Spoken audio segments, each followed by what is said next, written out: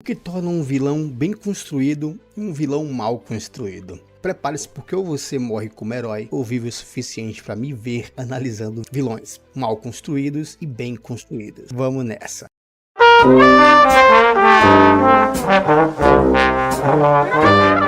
O que torna um vilão envolvente? Existem 4 coisas. A primeira é que eles impulsionam a trama principal. O trabalho do vilão é criar problemas e forçar o herói a reagir. É por isso que você frequentemente ouve as pessoas dizerem que uma história só é tão boa quanto o seu vilão. Normalmente eles querem algo. Eles vão atrás disso e acabam abalando a vida, o cotidiano do herói. Agora tenha algo em mente.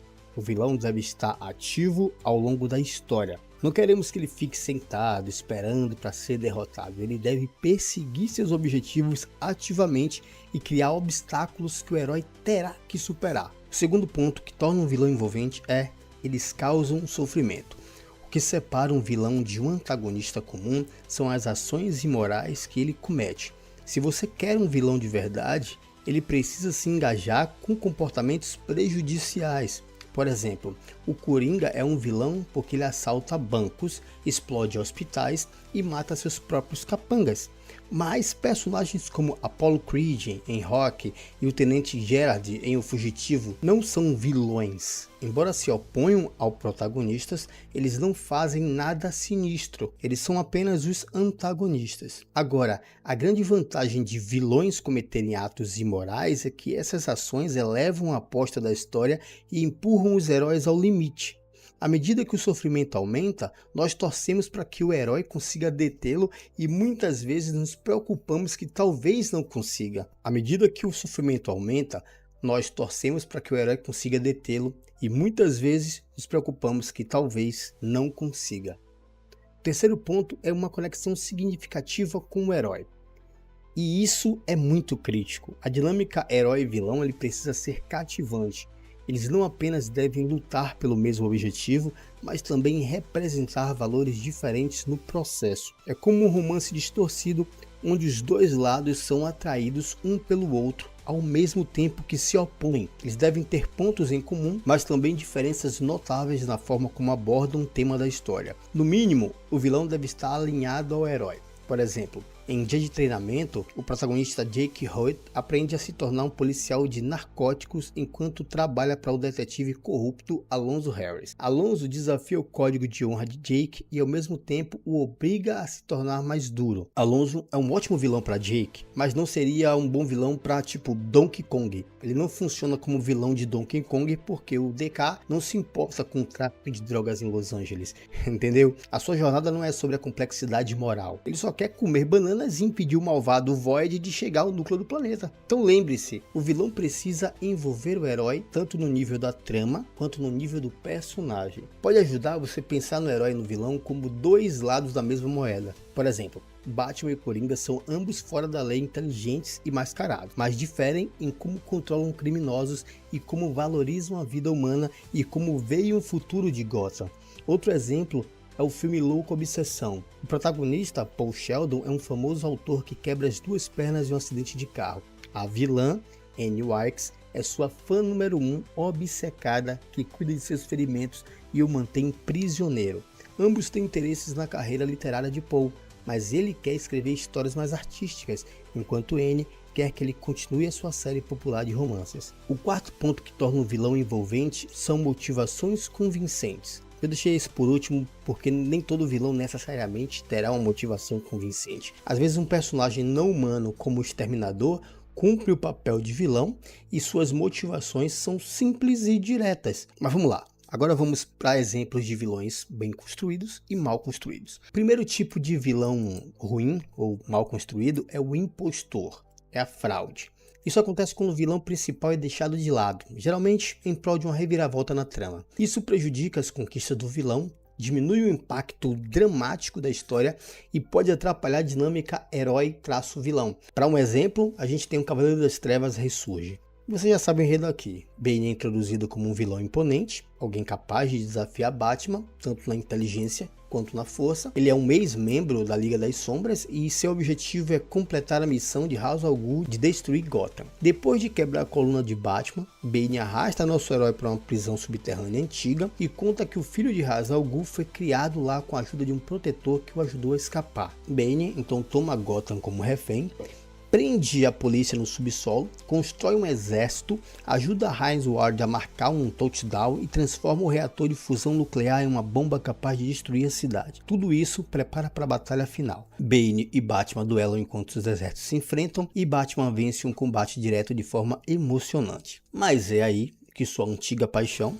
Miranda Tate, o apunhala e revela ser filha de Ra's al Ghul. E não apenas isso, ela também é a verdadeira vilã do filme, a mente por trás de tudo. E agora, o espetáculo é dela. Ela manda seu capanga Bane acabar com Batman, enquanto ele sai para derrotar a cidade com uma bomba nuclear. E antes que Bane consiga completar a tarefa, ele é morto pela Mulher Gato em um momento de alívio cômico. E isso é péssimo, porque Bane foi estabelecido como o vilão principal e um vilão dominante, mas infelizmente, durante a batalha final, ele é rebaixado ao papel de capanga de luxo. Agora, eu não tenho problema com a reviravolta básica de Talia ser maligna, isso é aceitável, mas o problema aqui é que passamos 2 horas assistindo Bane conquistar poder apenas para vê-lo se tornar o cachorrinho de colo dela no último minuto. Se Talia tivesse sido uma ajudante sorrateira que trai o Batman e permite que Bane continue a luta, não haveria problema.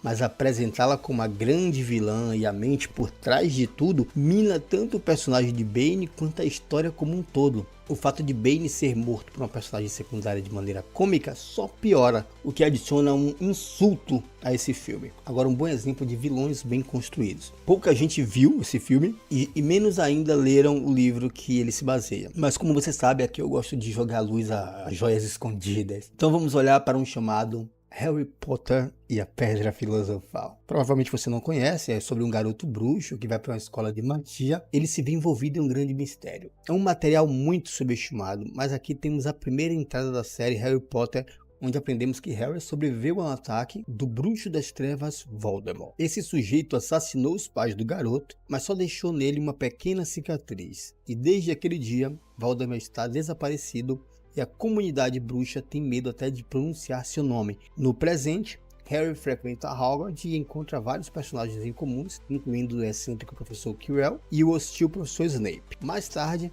Harry descobre um objeto mágico chamado Pedra Filosofal que pode conceder imortalidade. Ele e seus amigos ficam preocupados que a pedra possa ser usada para ressuscitar Voldemort, e após presenciarem vários acontecimentos estranhos, Harry se convence de que Snape trabalha para o Lorde das Trevas. Então, no clímax do filme, Harry obtém a pedra e descobre que na verdade é o professor Quirrell que é o vilão. Ele descobre que Snape vinha tentando proteger Harry o tempo todo.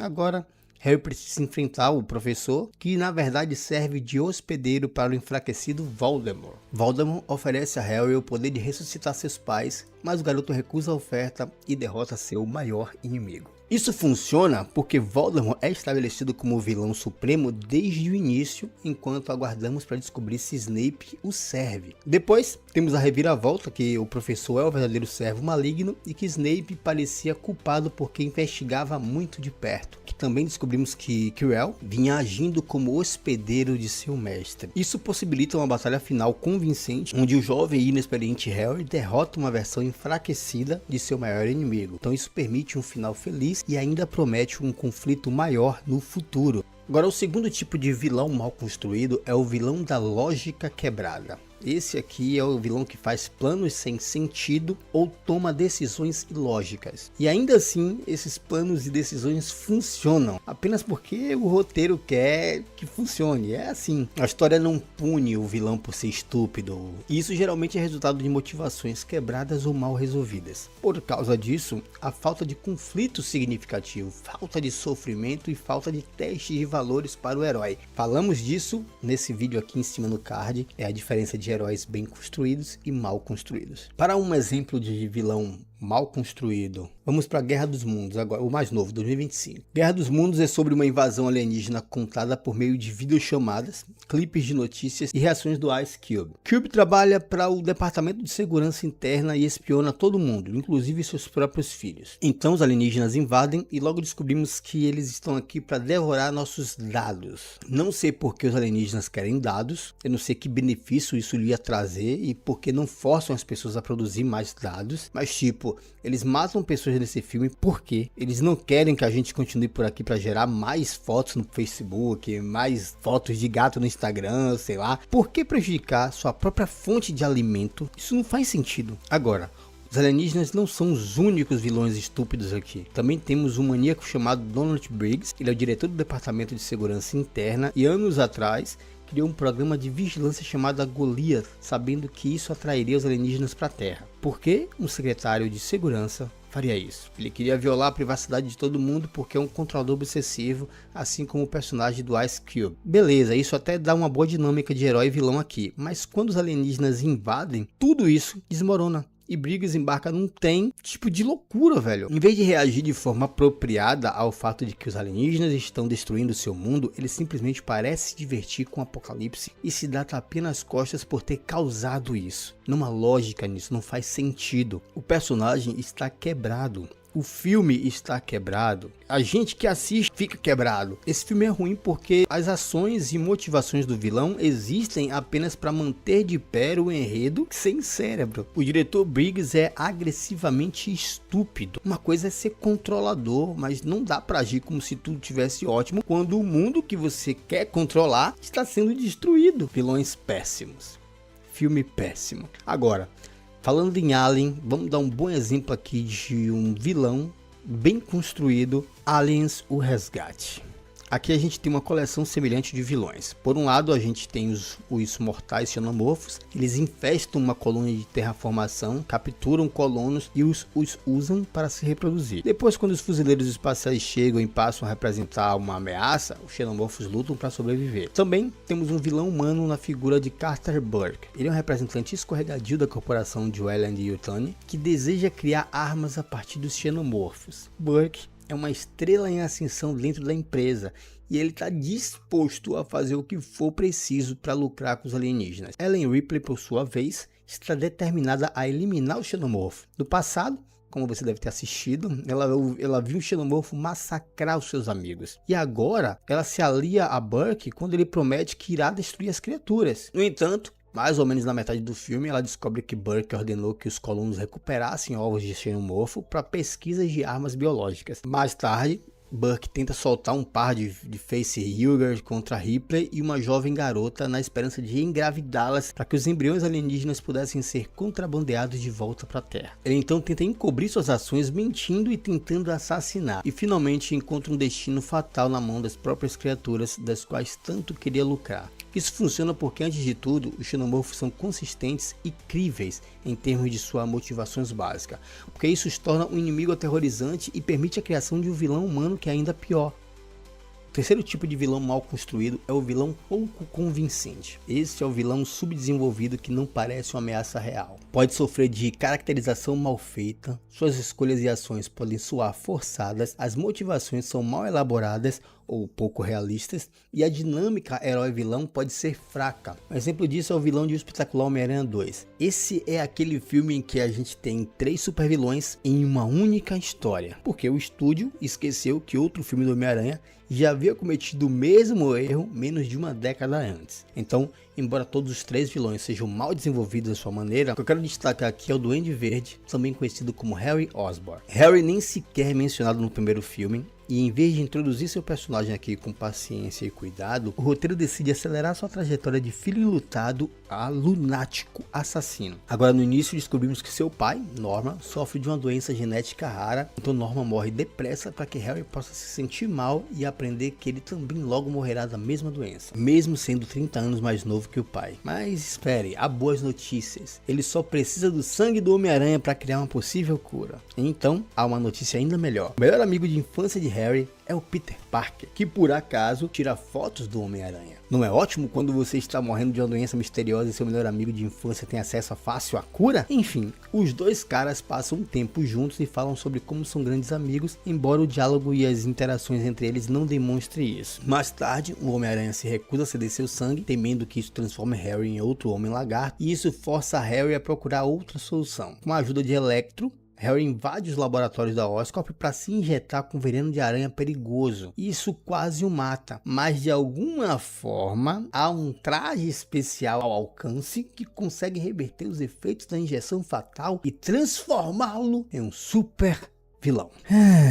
Nesse ponto, o filme corre para encerrar suas 923 linhas narrativas diferentes. E depois que Peter e Gwen derrotam Electro, Harry aparece e deduz que o Homem-Aranha e Peter Parker são a mesma pessoa. Captura Gwen, a leva até uma torre do relógio e a mata. Peter então desiste de ser o Homem-Aranha por 5 minutos e o filme termina com uma pista de que o Duende Verde se juntaria ao Rhino na continuação que nunca aconteceu. Tão ruim. Isso é ruim porque Harry é subdesenvolvido e apressado. Sua história é uma que deveria ter se desenrolado ao longo de pelo menos 2 filmes, mas em vez disso, não teve tempo para respirar. Sua relação com o pai, sua amizade com Peter, sua luta contra a doença, sua queda no vilanismo e sua decisão de sequestrar Gwen são todos apressados a ponto de nada ser crível. O maior problema, porém, é a amizade, ou a falta dela, entre Peter e Harry, porque o roteiro quer que a gente acredite que os dois têm uma rica história juntos, mas a interação dos dois é superficial, e a relação depende de um background que nunca é mostrado pra gente sustentar isso. Aí o resultado, Harry parece jogado na trama, ao invés de ser uma parte significativa da vida de Peter. Como não compramos a conexão herói-vilão, é difícil você aceitar a transformação de Harry nesse vilão caractual. Agora um exemplo de um vilão bem construído.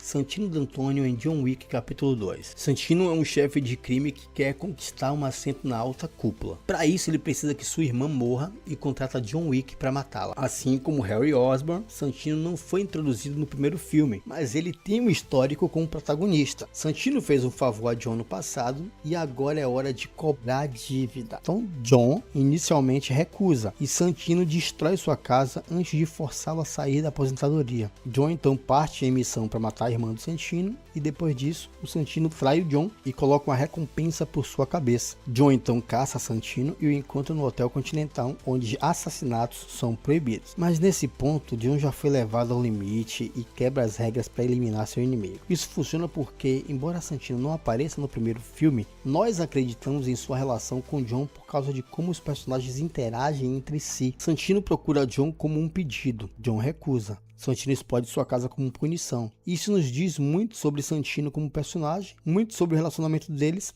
e finalmente muito sobre a mitologia dentro desse universo narrativo. E embora Santino não tenha tanto tempo de tela no meio do filme, seu impacto sobre a trama é constante. Primeiro, John precisa encontrar e matar a irmã. Depois, Santino ordena o assassinato de John e por fim, John precisa caçá-lo. E o interessante em Santino é que ele representa as regras da sociedade subterrânea. Ele é um ótimo personagem de construção de mundo, porque traz as regras até a porta de John e o pune por ignorá-las e o desafia a violar o código. Finalmente, Santino leva John ao limite, forçando-o a tomar uma decisão que muda sua vida para sempre. O quarto tipo de vilão mal construído aqui é o Senhor Autodestruição. Esse é o vilão competente que desmorona por causa de uma escrita descuidada. O vilão começa poderoso e imponente, toma boas decisões estratégicas, mas à medida que a trama se aproxima da conclusão, ele comete erros idiotas que permitem ao herói derrotá-lo. E isso desperdiça um vilão potencialmente grandioso e enfraquece as conquistas do herói. Para olhar isso, vamos para o Superman 2025. Esse filme apresenta uma versão inicial e excelente do Lex Luthor, retratando como inteligente, como estratégico, implacável em conseguir o que deseja, e a prioridade número 1 dele é destruir o Superman. Durante a primeira metade do filme, vemos Lex executar um plano em que ele e seus capangas espancam e manipulam o Superman enquanto tentam localizar a Fortaleza da Solidão. Lá, Lex encontra uma gravação que revela que os pais de Superman queriam que ele se tornasse o próximo Gengis Khan e conquistasse o planeta. Lex usa isso para destruir sua reputação. Mais tarde, após sequestrar o cachorro do Superman, Lex o atrai para uma rendição e consegue o que queria, mais ou menos, no meio do filme. Ele então aprisiona Superman em um universo de bolso e para garantir que o herói não possa escapar, Lex chantageia o Metamorfo para criar Kryptonita. Mas antes de matar o Superman, ele precisa obter certas informações dele. Então Lex ameaça um civil e o mata de forma chocante. Esse foi o momento em que pensei que o filme se tornaria grandioso, mas em vez disso, foi a partir dali que ele desmorona até a conclusão. A próxima coisa que Lex faz, e lembre-se, Lex é obcecado por Superman, é deixá-lo sem vigilância, sem motivo algum, confiando apenas que o Metamorfo vai manter a sua palavra. Lex diz que vai encontrar outra pessoa para torturar, mas em vez de mandar um de seus inúmeros capangas fazer isso, ele mesmo vai embora e Superman escapa pouco depois. Na cena seguinte, a gente vê o Lex tendo um surto no estilo Kyle Ren ao reagir à notícia da fuga. E em vez de bolar uma solução inteligente para recapturar seu inimigo, ele decide destruir Metrópolis para atrair o Superman de volta. Mais tarde, há uma batalha entre o Superman e o clone controlado por Lex, e depois que Krypto, o cachorro, devora várias câmeras voadoras do Lex, ele tem outro surto. Dessa vez, ele admite ao seu maior inimigo